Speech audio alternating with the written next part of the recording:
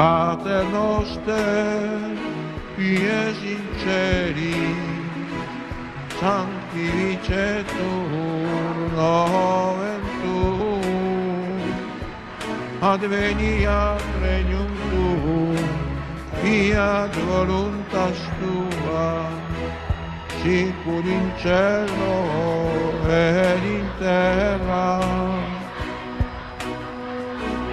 Pane nostrum quotidianum da nobis hodie, et dimitte nobis levita nostra, sicur et nostri vittimus, debitoribus nostri, et ne nos induca in tentatione, sed libera nos a malo.